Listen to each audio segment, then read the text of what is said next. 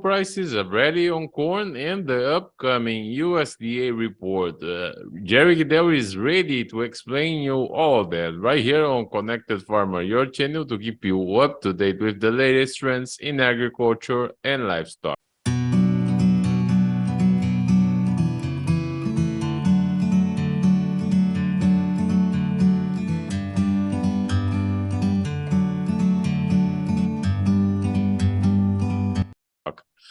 Hello, Jerry. So before we get into this corn rally, we have to talk about another rally, which is the cattle rally. That's quite a big change this week. Oh, it definitely was. I had to check with some of my contacts on the other side of the ledgers there today a little bit about this because yesterday we had over a $5 rally in the nearby June cattle on basically the first day of the month, and I guess definitely things are tight. Things have been getting that direction. This is all built up over the last couple years worth of drought, and the fact we had to market the feeder cattle and also the actual cows out there. So in essence, we lost some of our capacity to produce more feeder cattle, and then we've started to now reduce our total number of cattle in the feed yards. And interestingly enough, I think the prices have been rallying well, and we got over 160 and 165, that kind of stuff in it. And I think most of the packers then were planning on utilizing their June pre-contracted cattle to come into for this little bit for this weekend, but really organizing things for next week and that. And kind of a twist of fate here over the last 10 days to maybe 2 weeks or more. We've had some very heavy rains from the Texas Panhandle all the way from Amarillo down to Lubbock, and there's a huge amount of feed yards there, and even parts of western Nebraska had some rains. Kansas didn't get a lot of rains, but it turns up that all of a sudden the cattle that I think the packers had already had purchased here, and in essence, when that happens, they're planning on utilizing those going ahead. Well, all of a sudden, the rains that we've had, and the twist of it is that the type of soil that's out there in the Western Plains is a real powdery stuff, and so it can turn from kind of dust all the way into a quagmire pretty quickly. And there was some 4 to 5 inch rains over the totals over the last 4 or 5 or last couple weeks. All of a sudden, the feeder said that they couldn't deliver the cattle because they couldn't get the trucks in and out of there to deliver the June cattle. So the packers were scrambling and buying from other places, and that was part of the big deal that happened on Thursday that jacked that price up. But I think it does point out the fact that in general here the U.S. Love affair with beef is still going on, even with the higher prices that are occurring. And to some extent, interestingly enough, on rallying beef prices, retailers tend not to maybe increase their prices in the beef case or in the meat case, and that as quickly maybe as they should, because they don't want to run off customers. And so all of a sudden this all culminated with a very impressive weekly rally. The bad thing about it is it actually went back to the 2014 kind of values here. We had a 172.75 price back in late November, early December of 2014. And this week's rally took us to 176.90 out there. And it really depends on I think the market's still going to have some upside here between now and 4th of July, just because that 4th of July is kind of the culmination of the U.S. Grilling season, and that the twist of it is that people want to go out and grill when it's in the 70s and 80s, and when it gets to 95 they don't get excited about standing outside in the heat. So it's we've had some 90s across the country and that, but as we get closer to 4th of July, that things could get a little less enthusiastic here, and that will be involved with the August cattle, which actually in some cases were even higher than the prices we had here in the June. So it's going to be a very choppy market here, but I'd have to say that for U.S. Consumers out there, this price point situation, or this price situation in beef, is going to continue to be a very tough situation. There isn't the twist of it is that to create more beef, we have to hold back heifers, which means we have less beef supply in the short term. And so one of my contacts said that this whole issue about U.S. beef prices might not get worked out until the end of next year, or maybe even early 2025. And that's not a very encouraging word here going into the summer here for U.S. consumers. But I really feel like that's his advice is pretty good out there as to what you got to expect. There's not going to be a savior coming in here, because and if we do import beef from Australia or Brazil or places like that, that's the type of beef that is in pot roast and things like that. It's not the quality of steaks that people want to put on a grill here in the U.S. Well, we've got to try some picanha. So you think it's a long way until you recover the cattle herds? Yes, that's just the process. The interesting thing about it is that the process of getting holding back the heifers now, then you end up having to have 6 or 8 months of gestation.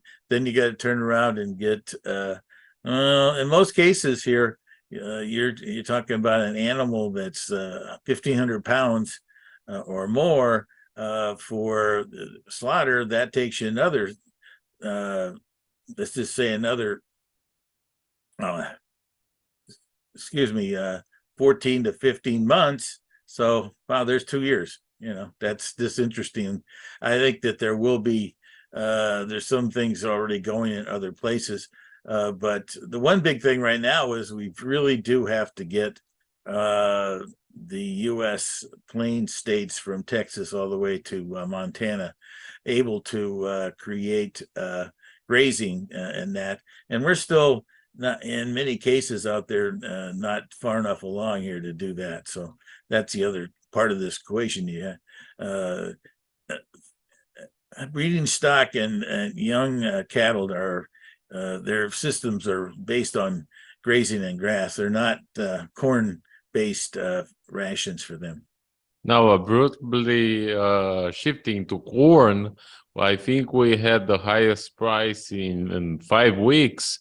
So what's going on now? Well, it's been a little tricky back and forth here on various things along the way.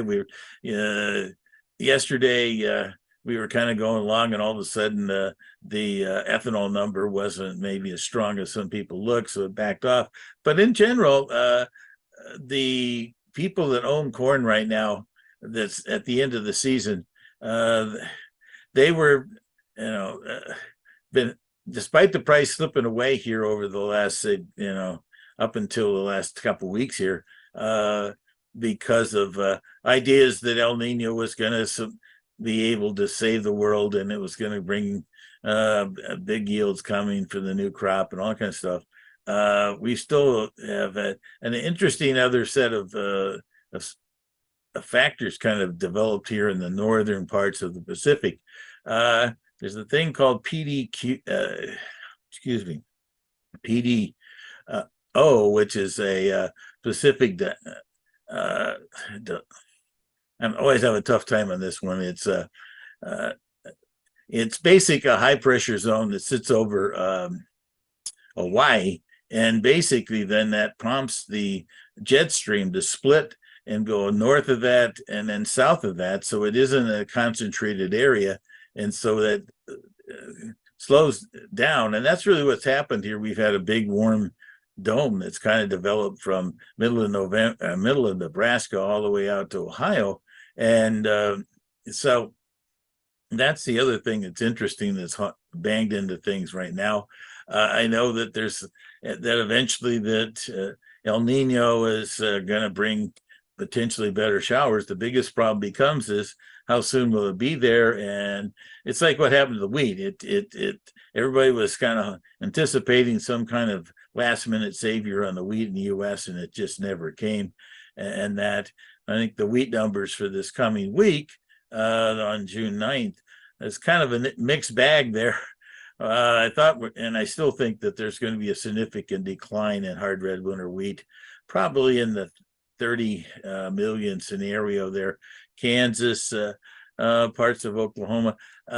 It's not so much that the yields are going to go down, it's just that harvested acres is going to be impacted. I think when people saw the crop tour out there, was quite a few under 10 bushel kind of yields being reported. And that's the logic of those yields actually, or those fields actually being combined is pretty minimal. So, but the other side of the coin is there was a report this week from the Illinois Wheat Association, and they had an interesting jump in, they were projecting a 95 to 97 bushel yield for the wheat that's really concentrated in the bottom third of the state of Illinois, is where the wheat country is in here. And it probably has had some better yields in Indiana too. So basically, my 35 million less in hard red is probably going to end up being compensated by increases in the soft red in the Eastern Corn Belt. And also I heard some issues from some contacts in the Pacific Northwest that they're running low on moisture out there in Oregon particularly. So there could be some adjustments there too. But overall, the U.S. winter wheat numbers are likely to just slip, only see an increase here in the carryover stock could potentially be going down further if in the wheat market because of the Southwest, but some other areas of the country is going to be higher. Now the problem is that the wheat you get in produced in in Illinois and Indiana, Ohio, and that is not the same wheat that you normally get and produce from hard red. That's usually bread that's wheat that goes into bread. There will be some more bread wheat coming out of the spring wheat area, and that'll be the compensating factor here. We'll have to see how that goes along. The latest information on that, by the way, on plantings, we're still about 10% behind last week, but it looks like that they had a pretty good week, and it's probably going to be in generally pretty good shape. The only thing that's a problem in the northern plains is the fact that the corn plantings that we still had about I think 26 or 7% of the crop that wasn't planted over the last weekend here earlier this week. And that's a scenario where that wheat, or that corn, I should say, could either be put into prevent plant, or they could switch over to beans. Beans haven't been performing all that well, so I'm anticipating some of that wheat in North Dakota, or excuse me, corn in North Dakota. They usually plant around 3.5 million, could easily be switched over to prevent plant. So, but unfortunately, I don't think that that's going to pop up here on these USDA data later this week. So how attractive for U.S. farmers is planting soybeans right now? It's kind of so-so at this point, because the fact we've had such an aggressive posture here from Brazil, despite the fact that we've had, things in Argentina have really got beat up. We're up about 80% of the harvest there, and I think corn was about 25 or 27% on an update from the Buenos Aires Exchange. In that, and they're still projecting Argentina's beans at only 21, 22 million metric tons. While the USDA is at 27. That's the one interesting thing. Will the USDA bring down their 27 million? From there, that psychologically be positive there. But the interesting twist on it is, as I just mentioned, I don't think that some of the corn that might not get planted in the northern plains sometimes would go over to beans. But I'm not sure as much as that could happen this year to just say, well, because they're really, when you went back and looked at the prices back in February, corn was, and that's part of the reason why we had a 92 million March number here on US, up over 3.5 million, was the fact that the price points over the winter were favoring corn dramatically. And so, and it hasn't really improved since then, which is kind of surprising, partly because our friends in Asia there, the Chinese, have been really trying to hold down their soybean purchases from the US and around the world as much as they can. They're trying to force more, to have less protein in their hog rations, and that. And to some extent over the years, they have tended to maybe overfeed protein at times. Right now, they've also had an issue come up where they were trying to feed some wheat, and all of a sudden their major wheat producing region in China has got a flood going on during harvest, and they're talking about maybe 30 million metric tons of their wheat being damaged out of 100, and I think it was 120 million crop, maybe 130 in that. And so that's an interesting one. They'll still go ahead and get some of that fed along the way, because it's you can't get wet wheat. It's not easy to make bread out of, or make any kind of pasta that you need. So that's another twist of this thing that we've dealing with around the world. There's all kinds of ups and downs here that the markets try to adapt to on daily or weekly situation. And what would you like to add about the upcoming report, and what else are you following next week? Well, of course, the reports next week are going to be a major thing that impacting the markets. I guess I'd have to make sure people understand that right now I kind of feel like there should be an adjustment in the planted acres on corn, and that type of thing. Maybe even a slight increase in beans, but in general, USDA does not tend to change their production numbers until they see the June acreage report on the 30th. And also that gives us an update on some of our feed ratios and things like that on corn and how that's looking along the way. There's one situation where the one thing we just talked about was the wheat maybe seeing a smaller crop there because of hard red. But the other side of the coin is that the end of this season here on U.S. wheat, we always have a certain amount of this wheat that's in USDA type of food programs and giveaways and things like that, food for peace and that. And we're going to get better than the number